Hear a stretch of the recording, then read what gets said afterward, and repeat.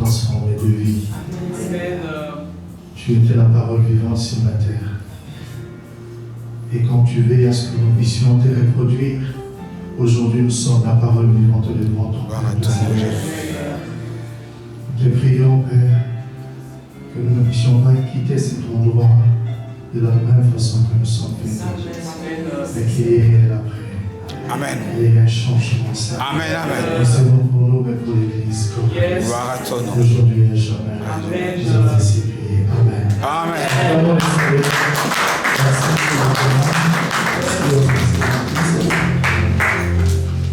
Shalom, shalom, peuple de Dieu. Shalom. Et bon dimanche à vous. Je veux premièrement remercier l'homme de Dieu, Pasteur Adam, pour l'opportunité de se présenter devant l'Assemblée de Dieu, le corps de Christ. Merci, Pasteur. Amen. Merci à l'Église d'accepter de pouvoir prier pour vous. Que Dieu vous bénisse. Et Dieu a exaucé notre prière. Amen. Amen. Le pasteur m'a introduit déjà dans la prédication d'aujourd'hui. Parce que lorsqu'il a parlé de la reproduction, c'est vrai que des fois nous limitons la reproduction que au niveau des enfants biologiques que nous avons. Mais la reproduction, merci, la reproduction doit se là dans tous les domaines de notre vie. Lorsqu'il n'y a pas la reproduction, c'est qu'il n'y a pas la vie. Alléluia. Et quand on voit les choses se reproduire, on sent qu'il y a la continuité. Alléluia. Cela veut dire que dans la vie nouvelle, il y a la continuité. Est-ce que tu peux le dire?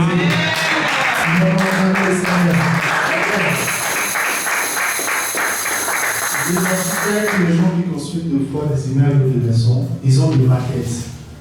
Et pour que la maquette représente ou soit le reflet exact de cette maison, de l'immeuble, il faut qu'il y ait des gens. Alléluia. Il faut qu'il y ait des gens de maçons pour permettre à ce qu'on réalise la maquette qui a été présentée. C'est un peu comme la foi aussi. La foi, c'est la maquette de ce que tu as dans ta tête, la vision que tu as, la chose que tu veux que Dieu puisse faire dans ta vie. Mais il y a des choses de foi qu'on oublie. Pour qu'il y ait réalisation de cette maquette, de cet immeuble, de cette maison, il faut qu'il y ait des gens. Amen. Et aujourd'hui, nous allons parler de notre thème est connaître votre rôle et le jouer. Parce que si tu ne connais pas ton rôle, si tu ne sais pas comment jouer ton rôle, il te sera difficile de pouvoir achever ou construire ou aller vers la chose que tu veux parce que tu ne sauras pas mieux les appliquer. Aujourd'hui, nous voyons le frère Junior en train de jouer au keyboard ou encore au clavier que nous avons là-bas. Si moi, qui ne connais pas peut-être de notes et autres, si je me mets là-bas pour jouer, les sons que je vais faire sortir, ça sera un son désagréable. Alors on dit la musique, c'est l'art de combiner les sons d'une manière agréable. Mais pour qu'il y ait la combinaison, il faut qu'il y ait la participation de tout un chacun de nous ou la participation de toutes les notes qu'il faut pour qu'on sente ce qui est agréable. Je ne sais pas si je me fais comprendre. C'est que dire, on a un rôle à jouer à la maquette, on a le rôle à jouer à la prière de foi que nous avons eu à faire. On a un rôle à jouer dans tout ce que nous demandons à Dieu. C'est vrai qu'il y a la part de Dieu, mais il y a aussi ta part. C'est aussi ma part. Amen. Et Dieu nous bénisse. Alors, fin décembre, disons fin de l'année 2024, nous avons eu notre marathon. Est-ce que vous vous rappelez? Amen. Lorsqu'on a commencé le marathon devait faire combien de jours? 7 jours. Ça devait commencer le dimanche, c'est-à-dire le lundi plutôt 9, si je ne me trompe pas, pour finir le dimanche 15. Amen. Mais avant cela, j'aimerais que vous puissiez prendre vos calendriers. Prenez vos calendriers, on va faire un exercice rapidement. Je vais vous dire pourquoi je le dis. Nous avons commencé, la première équipe a commencé la prière de la semaine du 2. Juste le dimanche, c'était le quantième? Le 8. Le 8. On va prendre le dimanche 8, encore 1, ok? Deuxième dimanche, c'était le dimanche 15. On compte combien? 7 jours. 7 jours, ça fait combien maintenant? La première semaine, on compte comme dans la boucle, voilà. La deuxième semaine, on compte 2, c'est-à-dire du 8 au 15, ça fait 2. Oui. Après le 15, on a le 22. C'était la troisième semaine, on compte 3. Je vais vous entendre, on compte 3. La quatrième semaine qui finit le 29, on compte 4. La cinquième semaine qui finit le 5, on compte 6. 5. 5. On est à 4-5. Et la 6e semaine qui finit le 12, on compte 6. Et la 7e semaine qui finit aujourd'hui, on compte 7. Ça fait combien? 7. Est-ce que vous savez le chiffre 7 ici, c'est quoi? La perfection. Quelque chose qui est complet. La plénitude. C'est-à-dire que Dieu ne fait pas les choses à moitié. Lorsque Dieu nous donne quelque chose, nous dit quelque chose, il ne le dit pas seulement pour que nous puissions entendre, c'est tout. Il le dit parce qu'il sait qu'il y a une chose qui va s'accomplir. Tout le jour où nous avons eu cette alliance avec Dieu, on a commencé notre marathon. Il savait que le 19, le 7e jour, c'est-à-dire la 7e semaine, je me mettrai devant vous. Alléluia. Parce que les choses qu'il a dit lorsqu'on était en 2024, décembre, il a dit, parcours, lève-toi, parcours. Nous nous sommes levés. On a eu le temps de parcourir. Alléluia. Mais après, il a dit, je te donnerai. Il était encore dans le futur en 2024. Mais pendant que nous sommes en 2025, on n'est plus dans je te le donnerai. Il a dit, je te donne. Alléluia. Je ne sais pas si tu me comprends. Nous avons pris la première semaine. On était en train, on s'est levé. Ainsi de suite, la deuxième, la troisième, la quatrième, la cinquième, la sixième. Nous sommes à la 7e semaine. Le temps où tout doit s'accomplir. Regarde ici, regarde, on vient de chanter ici. Notre Dieu est capable. Il y a une mouvementaire qui peut bouger toutes sortes de montagnes. Nous avons prié la semaine passée pour déraciner toutes sortes de montagnes devant nous. Nous avons eu à prier, on a fait de la tête.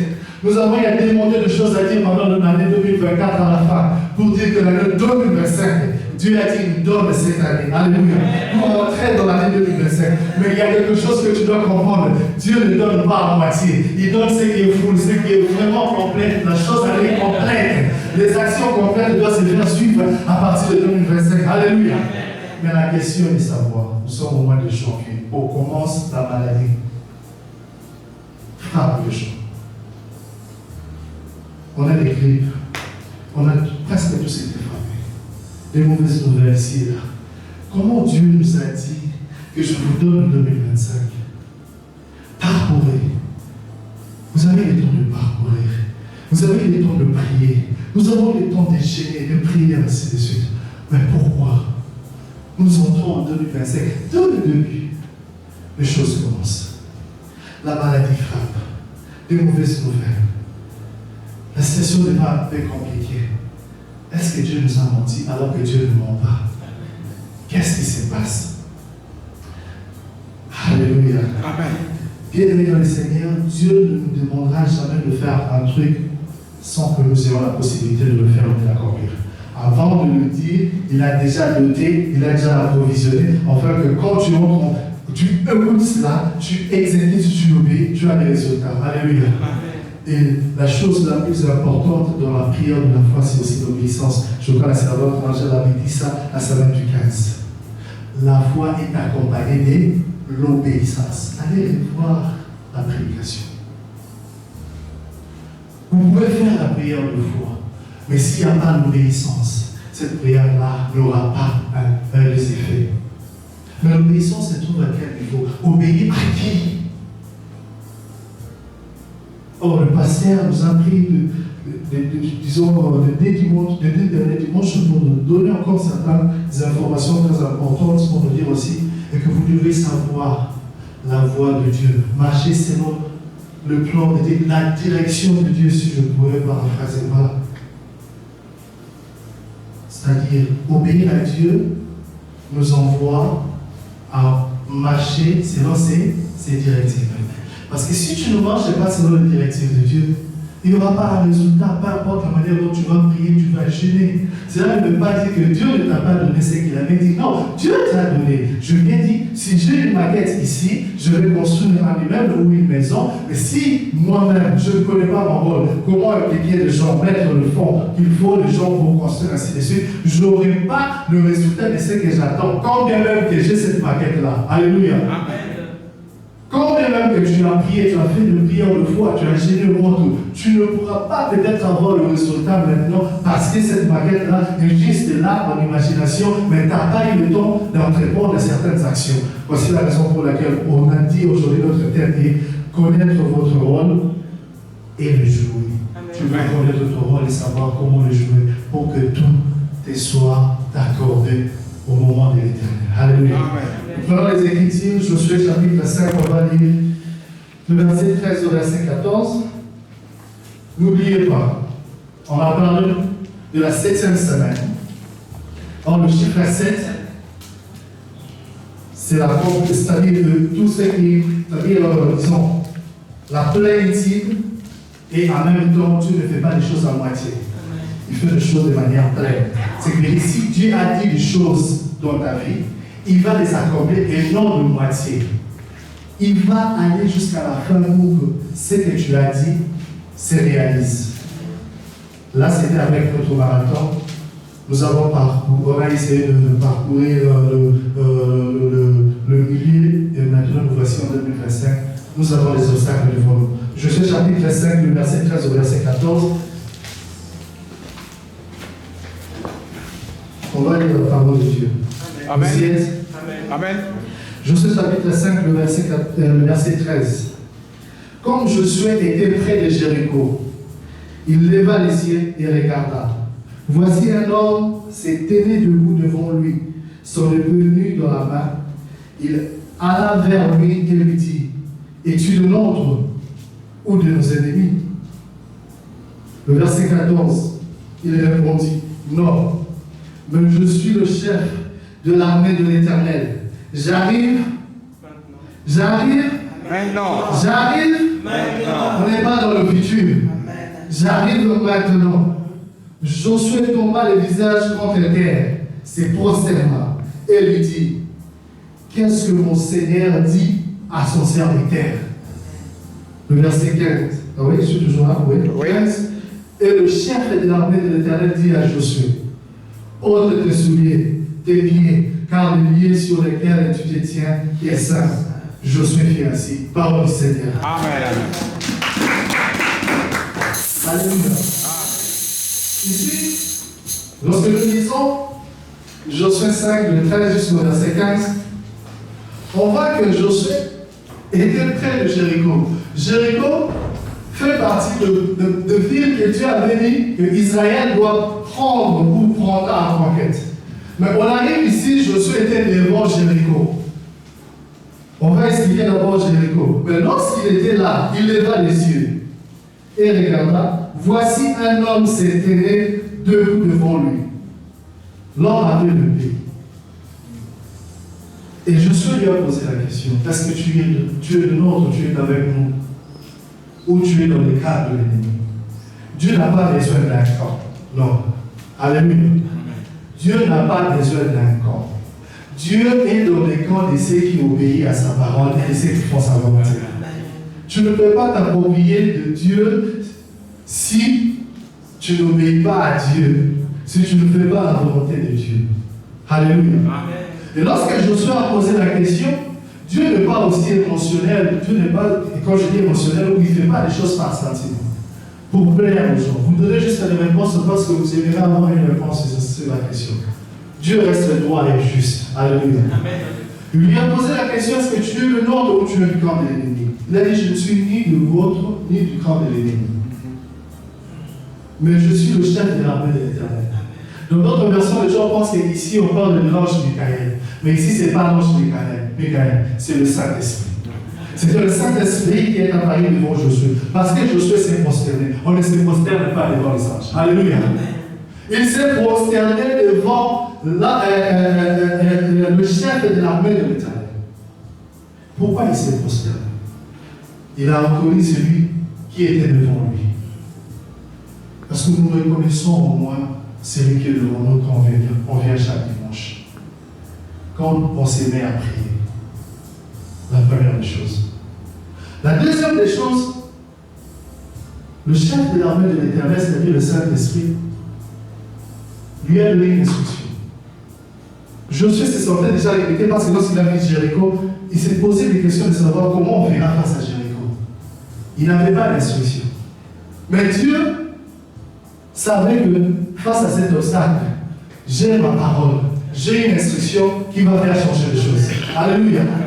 Mais dans la vie physique comme ça, Josué était là devant l'obstacle.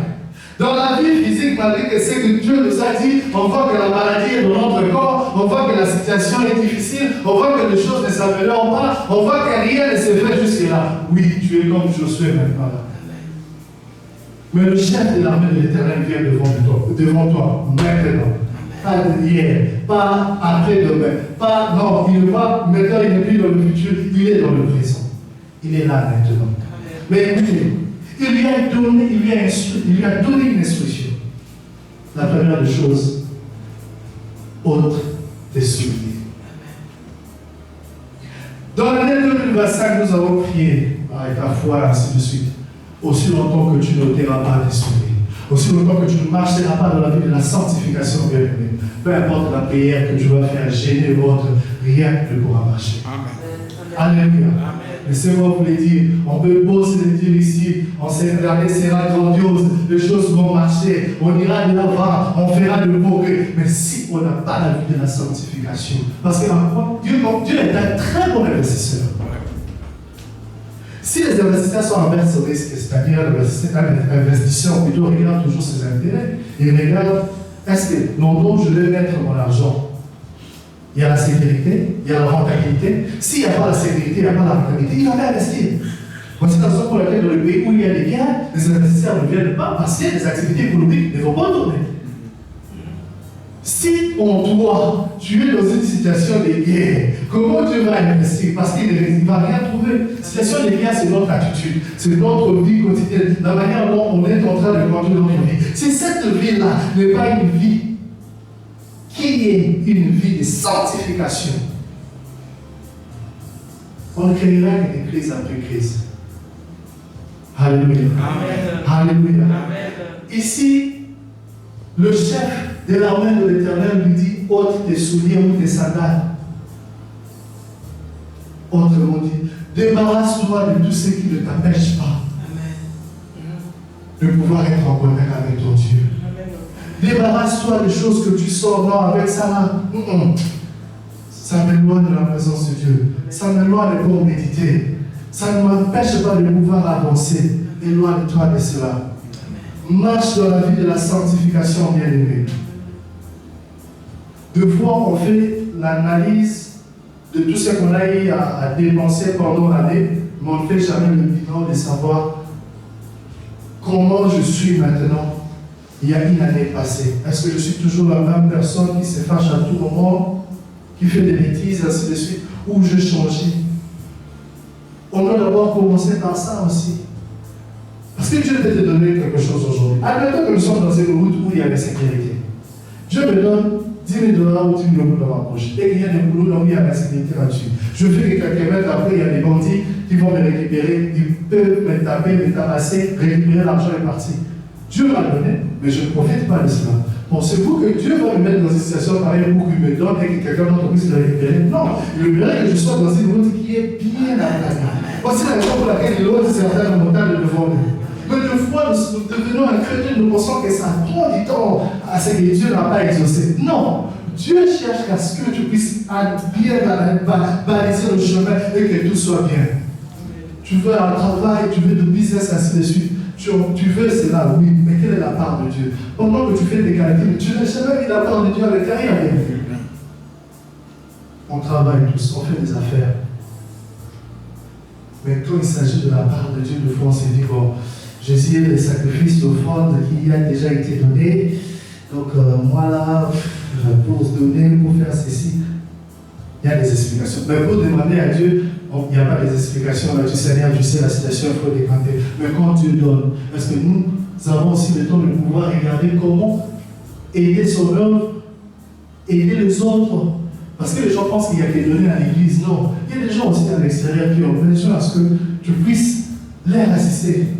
Le Bible dit apporter dans la maison de l'Éternel pour qu'il y ait un abondance. C'est-à-dire pas parce qu'il manque dans la maison de l'Éternel. Et c'est pas ce que vous comprenez. Non. Dieu n'est pas dans le manque. Non. Mais c'est notre acte de foi que nous posons lorsque nous venons peut-être contribuer ou mettre quelque chose dans le pain. On dit Seigneur, tu es Dieu, je reconnais que c'est toi qui m'as donné ce travail, tu m'as béni. En signe de reconnaissance, je pose ma foi là-dedans. Je donne mon offrande, où tu as les prémices, où tu as peut-être la dire, mais c'est selon ce que le cœur te disponibilise à faire pour les résultats de ce que Dieu a fait dans ta vie. Nous, on n'est pas là. Je suis ici, là où le chef de l'armée de l'Éternel dit à Josué, ôte tes souliers.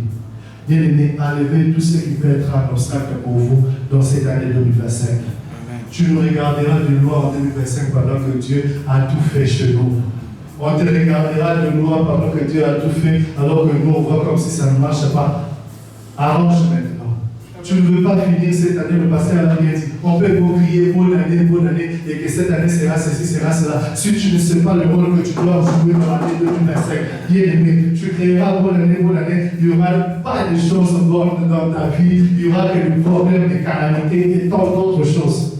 Mais si tu veux qu'il y ait un changement, comme on dit souvent, change ta position, Dieu changera ta situation. Amen. Évite les choses qui t'enlèvent dans la présence de Dieu. Ça, c'était la première des choses. Et il ne s'était pas arrêté là. Il lui a demandé d'ôter ses souliers. Et Josué a fait ainsi. Le chef de l'Éternel dit à Josué, ôte tes souliers de tes pieds, car le lieu sur lequel tu te tiens est saint. L'année que nous avons ici, c'est l'année de Dieu. Oh, Dieu est comment? Nous prions à un Dieu qui est saint. Si je vous pose la question pour l'année 2024, est-ce que Dieu t'a pas fait du bien? Tu me diras oui. Il ne s'est pas manifesté dans ta vie, tu diras oui. Peut-être que tu dis, par exemple, peut-être financièrement, il ne s'est pas manifesté, mais je te poserai la question. Les gens qui sont partis en 2024, toi et moi, on a l'air de pas s'en croire. Va dans les cimetières, tu verras des gens qui ont réalisé des grandes choses, peut-être que toi et moi, on n'a pas encore réalisé aujourd'hui. Belle, beau, ainsi de suite. Avec des grands, je ne sais pas, des grandes entreprises, des investissements ci et là. Mais ils sont là dans le séjour de mort. Mais toi et moi, nous avons une richesse que d'autres n'ont pas. Parce qu'on est encore en vie. On est encore en vie. Mais de quoi en faire parce que on pense que voilà, c'est bien. La plupart du temps, on prend la vie comme d'habitude. Alors on lui dit, dormir et se réveiller. Même pas question d'habitude. Bien aimé dans cette année 2025 seulement. 24 on avait des gens, mais en entrant en 2025, il y a des gens qui ont même pris part à l'année 2025, le 1er janvier. Mais à l'heure où on parle, ils sont quelque part dans les séjours des morts, dans les cimetières. Ils sont déjà partis. Mais toi et moi, quand avons-nous fait? Il existe des gens qui ont des bodyguards, qui ont des gardes de corps, ainsi de suite, qui payent pour leur protection. Mais malgré qu'ils payent pour leur protection, ces gens-là sont toujours quelque part. Dans les séjours de mort, ils ont été abattus. Kennedy, qui était le grand président américain, on lui a abattu. Qui ne connaît pas l'armée américaine? Il y a eu pas mal de choses. Vous êtes chez nous, on l'a abattu chez lui. Pour te dire, peu importe les gardes de corps que tu as, peu importe je ne sais quoi que tu mettras comme protection, si Dieu ne protège pas, si Dieu ne garde pas ce que tu fais, tu le feras juste en bien. Dieu veut à ce que tu puisses ôter les choses qui ne te permettent pas de rester dans sa présence. Alléluia. Et on va prendre le chapitre 6, c'est juste après. On commence au premier verset. Toujours Josué, on a lu Josué chapitre 5, le verset 13, 14 et 15, et on prend le chapitre qui suit, c'est le chapitre 6. On prendra le premier verset jusqu'au 5 pour ne pas trop traîner. Josué chapitre 6, le verset 1. Jéricho était fermé et barricadé devant les enfants d'Israël. Personne ne sortait et personne n'entrait. Ah, alléluia. L'Éternel dit à Josué, vois, je livre entre tes mains Jéricho et son roi, ses 20 soldats. Alléluia. Josué chapitre 6, le verset 1 et le verset 2 en fait. Dans le chapitre 5, du 13, 14 et 15, Josué était devant Jéricho. Il contemplait Jéricho. Mais il ne pouvait pas voir ce qui se passe à l'intérieur de Jéricho parce que la muraille en question, ou encore, le mur était tellement grand et tu ne pouvais pas voir les gens là-bas. Alléluia. Il était là. Stratégiquement parlant, en tant qu'humain, il ne pouvait plus rien faire parce qu'il ne savait pas est-ce qu'on va escalader, on va commencer par où. Et c'est là, lorsqu'il pose des questions, que le chef de l'armée de l'Éternel apparaît. La première des choses, enlève tes souliers. Mais la deuxième des choses, lorsque nous entrons maintenant dans le chapitre 6, on prend le premier verset au deuxième, on nous raconte encore l'histoire, la même histoire qu'il était là devant Jéricho. On nous dit dans le verset 2, l'Éternel dit à Josué, vois, oui, il est là en train de voir. L'Éternel nous a dit en 2024 vers décembre, lève-toi, parcours, c'est-à-dire, lève-toi et fais quoi? Vois. Est-ce que tu es en train de voir, oui ou non? Oui. Décembre, il a dit, je te donnerai. Mais ici, au mois de janvier, et pendant que nous sommes déjà au mois de janvier à l'année 2025, il dit quoi? L'Éternel dit à Josué, vois, je livre entre tes mains. Je livre entre tes mains Jéricho, son roi, et son roi, ses vaillants soldats. Il livre. Je te le donne. Maintenant, le chef de l'armée est apparu, le chef de l'armée de l'Éternel, lui a demandé d'ôter ses sandales. Après cela, dans le chapitre 6, on nous raconte maintenant l'histoire de ce qui s'est passé.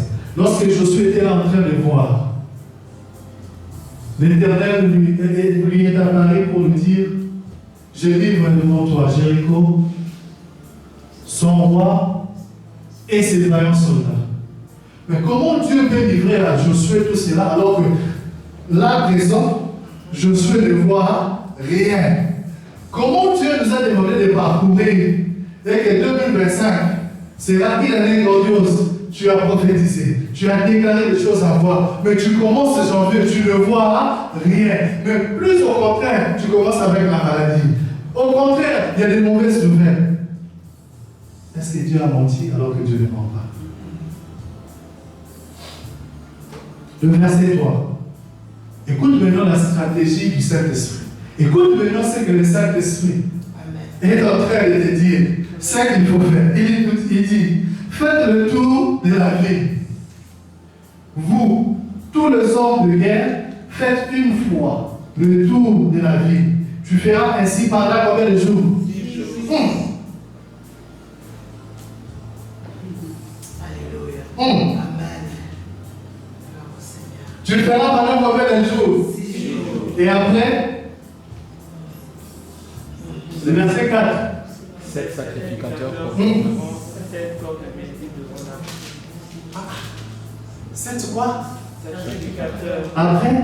Comportement 7 corps de bélier. 7 quoi? Trompette ou quoi? D'autres versions c'est 7 trompettes, d'autres c'est un corps. Voilà. C'est la même chose. C'est la même chose, voilà. C'est pas fini, il faut continuer le verset. Le 7e jour, vous ferez 7 corps. Le 20e? Le 7e jour. Pardon? Le 7e jour. 7e jour. Nous sommes à la 4e semaine. Pardon? 7e. Est-ce que tu comprends là? Au mois de décembre, Dieu nous a donné une parole. Allez, parcourez. Je te donnerai l'année 2025. Mais depuis que nous avons eu ce message, la semaine du 8, la deuxième semaine du 15, la troisième semaine, jusqu'à aujourd'hui, nous sommes au 7e semaine, c'est-à-dire au 7e jour ici. Amen. Le jour J. Ici, il est dans le présent. Il est dans le maintenant que le chef de l'armée de l'Éternel, lorsqu'il est apparu devant Josué, il a dit, tu vois Jéricho, la maladie est là. La situation paraît être difficile maintenant. Mais maintenant, au 7e jour, voici ce que tu dois faire. Est-ce que tu comprends cela, Dieu, mesdames et seigneurs? Tu pourrais passer une situation difficile. Oui, tu vois le mur de Jéricho barricadé. Je ne vois rien de l'autre côté. Mais le 7e jour, le Saint-Esprit vient devant toi. Amen. Que personne ne puisse toucher à ta voix. Amen. Ne pense pas que la maladie ou la situation difficile que tu viens de traverser pourra bloquer ce que Dieu a mis dans ta vie. Je ne fais pas des choses à moitié. Le Dieu à qui tu as crié ne fait pas des choses à moitié. Le lorsqu'il est là, il est derrière sa parole pour l'accomplir. Il est là, il est au monde, il est aujourd'hui, et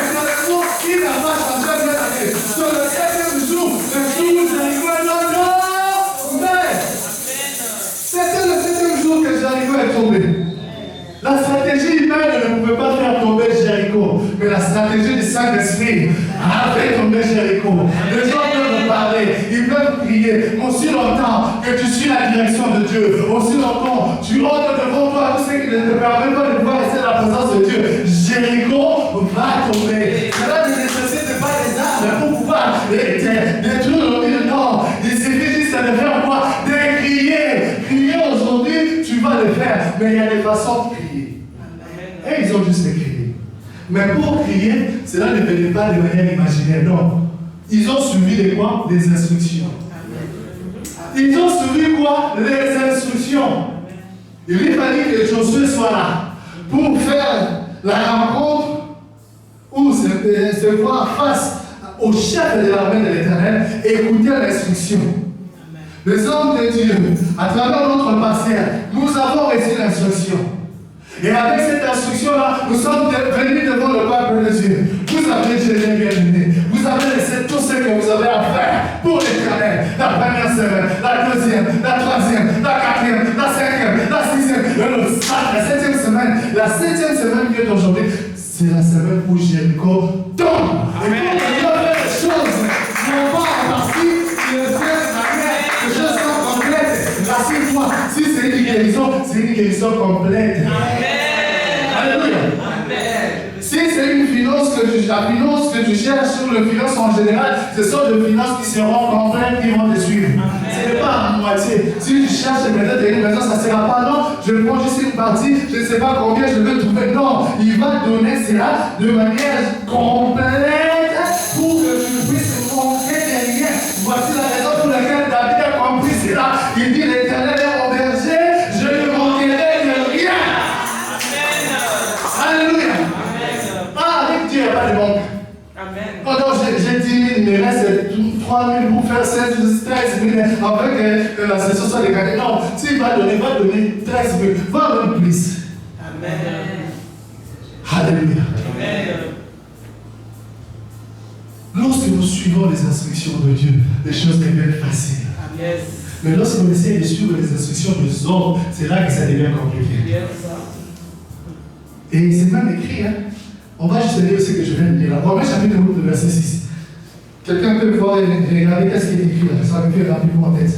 Romains 8, 6. Qu'est-ce qui est écrit là? Il est écrit. Merci. 8, 6. Verset 6. Il est écrit. Et l'affection de la chair, c'est la mort. Tandis que l'affection de l'esprit, c'est la vie et la paix. L'affection de l'esprit, c'est quoi? De l'esprit, c'est quoi? C'est la vie et la paix. Josué a eu la victoire et la paix face à Jéricho parce que le chef de l'armée de l'Éternel, qui est le Saint-Esprit, lui a donné une instruction et les choses ont changé. Lorsqu'on marche dans l'affection du corps, on s'est dit, hey, j'avais prié pour ces mots d'été, mais je les sens toujours. Oui, tu vas continuer à sentir. Lorsque les gens te disent, hey, avec toi ça ne va pas marcher, tu laisses cette parole-là fonctionner encore. Oui, ça t'amènera à la mort. Mais nous ne marchons pas à la vie, mais nous marchons dans l'esprit qui est en nous. Lorsqu'il nous donne des instructions, on ne regarde pas ce que les gens voient, nous appelons l'existence, ce qui n'existe pas. Et lorsque nous parlons, nous regardons la vie. Et il y a la vie en toi, il y a la vie en toi, nous sommes dans la vie nouvelle, il y a la vie dans la vie nouvelle. Alléluia. Que personne ne puisse venir te mettre des histoires dans la tête. Retiens ce que tu as, retiens cette foi-là. La foi, c'est un bouclier. Et aujourd'hui, depuis le matin, le nuit à la nuit, pendant que j'étais en train de partager avec mon épouse, on s'est dit, pourquoi on dit que la foi, c'est un bouclier? Parce que tout ce que les gens parlent, ça va directement dans notre cœur. Alors on dit, protège ton cœur face à toute autre chose. C'est qu'il me dit, si je parle un bouclier, lorsque les gens parlent, ça touche mon cœur. Et lorsque ça touche mon cœur, je suis fatigué, je ne sais plus comment suivre Dieu, je ne sais plus quoi faire. Mais quand j'ai la foi, lorsque les gens parlent, la foi est là. Ça ne va pas prier, parce que c'est mon bouclier, parce que c'est mon bouclier, ça ne va pas colliser, ça ne pourra pas pénétrer, parce que l'Éternel est avec toi, il a fait la seule, tout ce que les gens vont dire, il n'y aura pas d'effet sur toi. Mais tout ce que toi tu vas dire, en complicité avec le Saint-Esprit, qui t'instruit, tu vas changer de choses. Bien-aimé, 2025, dites-leur d'attendre. Ils vont apprendre et ils verront ce que Dieu est en train de faire. Et ils verront ce que Dieu est en train de faire dans ta vie, dans ta carrière, dans ta promotion, dans tout ce que Dieu est en train de répondre. Personne ne viendra pour l'arrêter. Tu as commencé le projet, tu as des doutes, tu vois comme si ça ne marchait pas. Oui, le diable est en train de faire des histoires, mais Dieu t'a dit, ça marchera, ça ira de l'avant. Oui, les choses iront de l'avant, parce que toi, tu ne t'es pas attaché à quelqu'un, mais tu t'es attaché à Dieu. Et lorsque Dieu donne, il ne donne pas en partie, il donne tout ce qui est bien et complet pour nous, pour toi. Je ne sais pas qu'est-ce que tu as répondu à Dieu, bien-aimé. Je ne sais pas comment tu as prié à ces dieux-là. Je ne sais pas combien de fois les larmes ont coulé pendant que tu étais en train de prier. Je ne sais pas combien de gens se sont moqués de toi. Je ne sais pas ces situations difficiles que tu traverses. Mais il y a une chose. Aujourd'hui, ce n'est pas Cédric qui vient de te le dire. C'est le chef de l'armée de l'Éternel. Il te parle maintenant. Il te parle maintenant. Ici et maintenant, ça se passe maintenant. Ici à la vie nouvelle, en ce temps ici, tu le verras, ça s'accomplit dans ta vie. Et en ce moment, tu verras les résultats.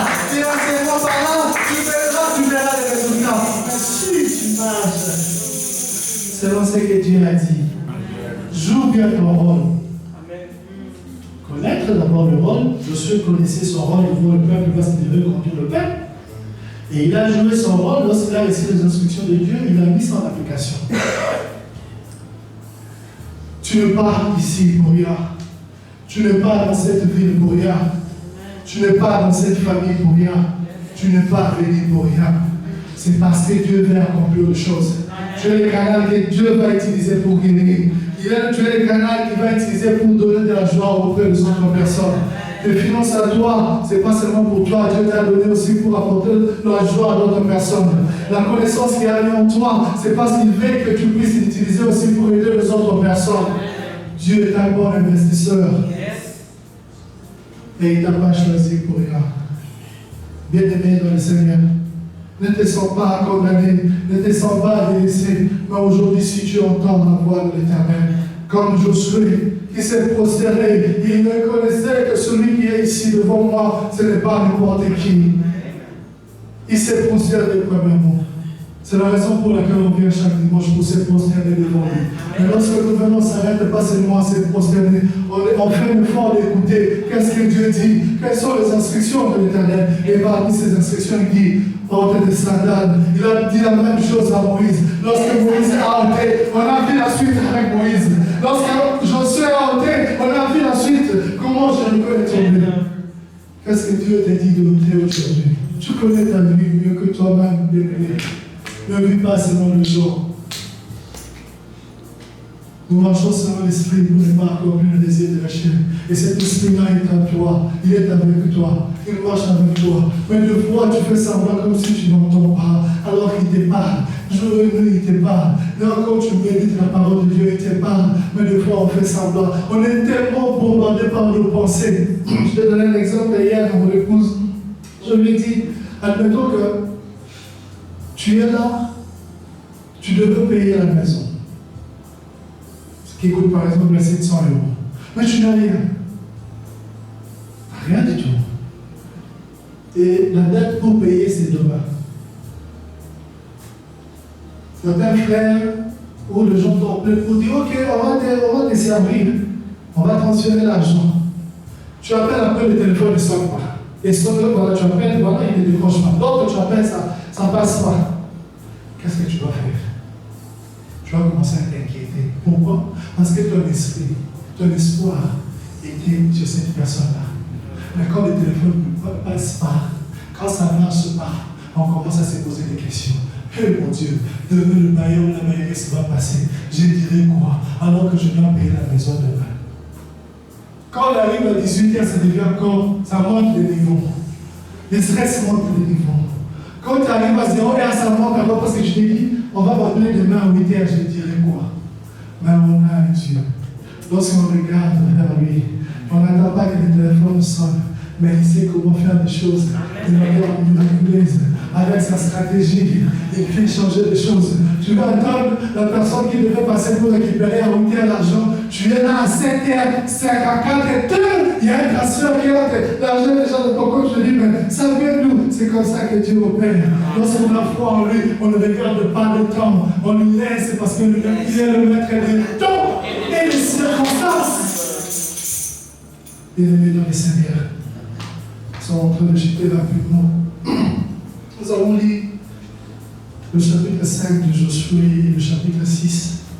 Dans le chapitre 5, on a vu comment Josué était là debout. Il ne savait quoi faire parce que Jéricho était tellement grand.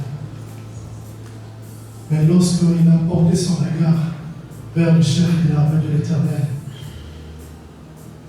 il s'est prosterné. Il a suivi les instructions. Il les a mis à l'application. Quand tu liras dans le Josué chapitre 6, le verset 22, tu verras que le 7e jour, ils ont tourné 7 fois et crié avec les trompettes. Il y avait 7 trompettes, il y avait 7 sacrificateurs. Dieu ne fait pas des choses à moitié. Amen. Et cette année, Dieu ne fera pas des choses à moitié. C'est que tu as demandé à Dieu, même si ça traîne, même si ça tarde, attends-là. Cette promesse s'accomplira dans ta vie. Mais la question aussi est de savoir quand Dieu va te bénir. Tu feras quoi de cette bénédiction? C'est pour que tu puisses t'enorgueillir. C'est pour que tu puisses montrer aux autres que tu as maintenant une belle voiture, Dieu. Ou tu pourras laisser qu'il croisse en toi. Et que tu dis Amen.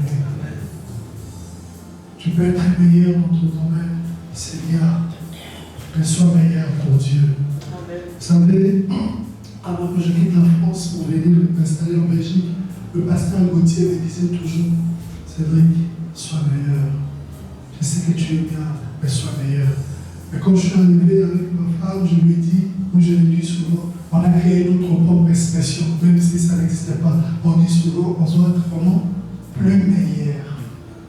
Ça n'existait pas, mais nous on a créé ça pour te dire, on s'est content pas seulement d'être meilleur, on est allé au-delà et continue à faire cela.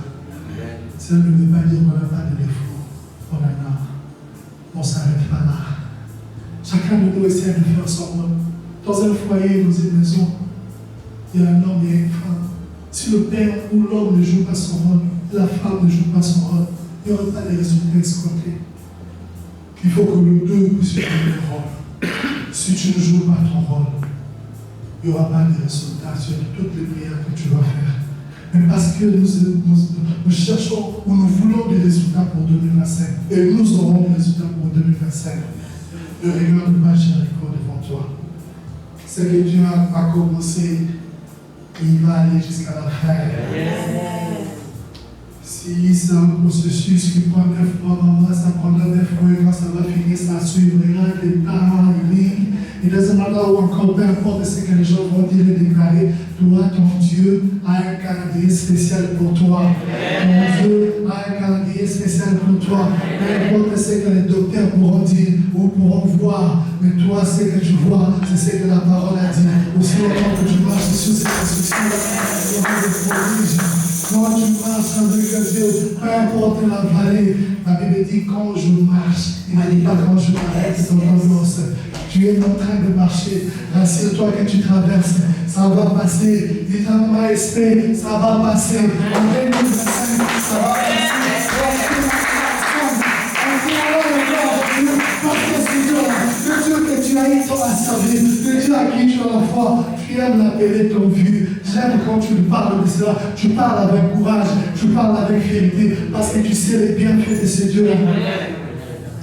Aujourd'hui, comme nous sommes entrés au culte le matin, je ne sais pas pourquoi je te l'ai dit, j'étais là avec tonton Lance, on parlait d'autre chose, on voit Jean-Marie tenir la montre. Et il était en train d'arranger pour mettre, je ne sais pas, ajuster l'heure ou la pile. Lorsque tonton Lance a regardé, pour lui, il pensait que c'est un drone. Est-ce que dans cet endroit, pas voir de drone ici? Mais pourquoi? C'est parce qu'ils sont allés là-bas. Et lui-même, à la fin, il me dit, cette année, Dieu va nous amener encore à un endroit où on aurait une place stable pour nous, grand et monté. C'est là que je te dis, le trône que tu as vu là, tu le verras. Tu ne seras pas voici la vision que Dieu est en train de montrer à son serviteur. Bien aimé, on n'a pas besoin d'écrire sur de prophéties, mais il y a une parole de connaissance. Quand tu entends, quand tu as l'Esprit de Dieu, ça te communique directement les choses. 2025, comme on l'a si bien dit, elle ne sera pas une année d'enchère, ça ira en partie, elle sera full. Avec une bénédiction bien complète. Que l'Éternel vous bénisse.